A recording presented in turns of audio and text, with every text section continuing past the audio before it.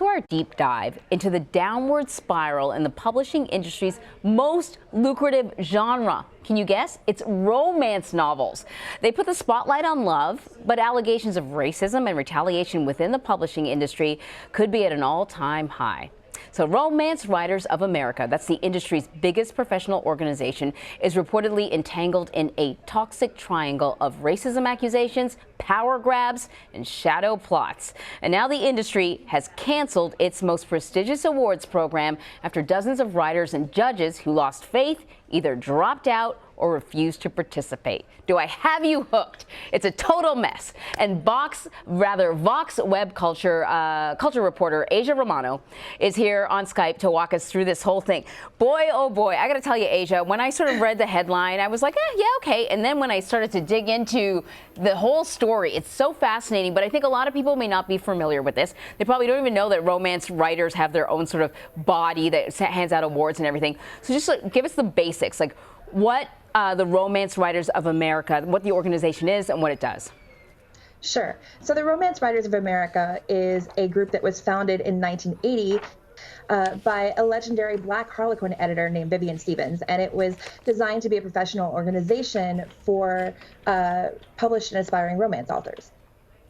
So let us get into the controversy here. Every year they have an awards ceremony, and part of the reason that they decided to do it is because they wanted this to be considered a legitimate form of literature, and it's sort of been pushed to the side, considered trashy, and they wanted to give it a little more weight. So they have this awards ceremony, but much like the Oscars, there has been a series of concerns about the nature of the people who are nominated and who win, that most of the writers are white.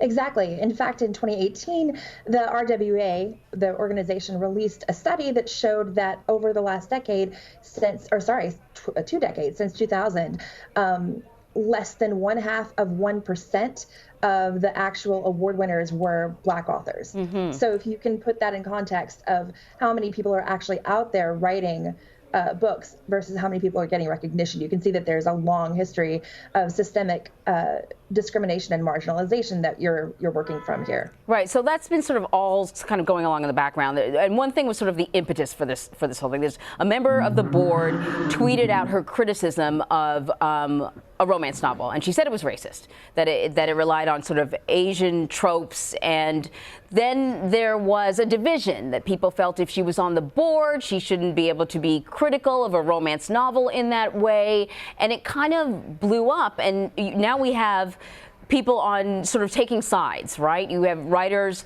taking sides, defending her, and other writers saying that she should have spoken out, and the entire romance community has now chimed in. Sure. Well, there are a couple of clarifications. She was actually the president of the ethics committee at the time an ethics complaint was filed against her. But this is a woman, Courtney Milan is the author, who is very well known. She's very outspoken on social media, but she's a beloved romance author, and she has been so committed to diversity and progressively making changes in the org that she actually last year received an award for her efforts to diversify the organization.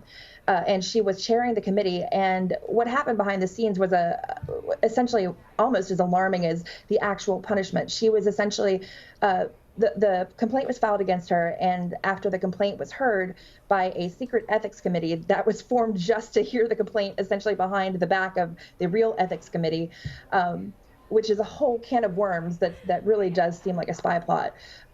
After this complaint was heard, she was suspended for a year and banned for lifetime from leadership.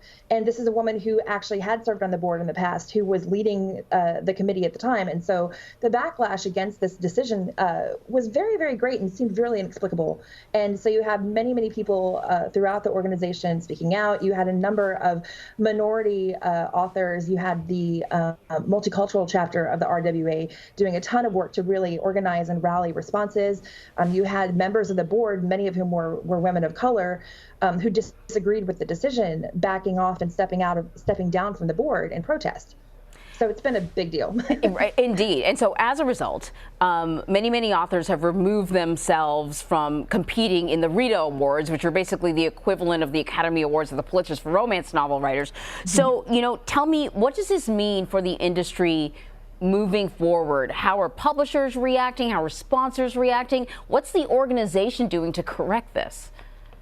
So you have publishers, well, this all happened right before Christmas. Like the decision came down right before Christmas. So there was about a 2-week period where publishers hadn't come back from Christmas break yet. And when they did at the beginning of January, they all started withdrawing from the Rita Awards and from the national conference that happens every year in July for the organization. So you have publishers like Harlequin and Avon, major names in the romance industry, backing away completely from the organization and basically saying, we won't participate in your professional, in your industry events until you fix this problem.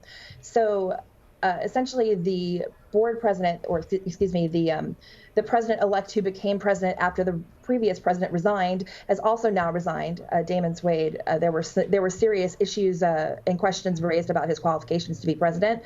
So he has now resigned. The board currently does not have enough members to hold a quorum in a board meeting, so they're looking to replace the members who've walked away. And they've issued statements saying that they are pledging to rebuild the organization and will do what they can to restore trust. But it's going to take a lot of time. It is. It's just kind of representing a major overhaul. It raises all these questions about why romance novels aren't more diverse, why the writers aren't more diverse, why the love stories aren't more diverse. And I'm not just talking about, minorities. I'm talking about the LGBTQ community. It's a whole other thing. We're running out of time, so I can't talk to you anymore about it. But Asia, Romano, thank you so much.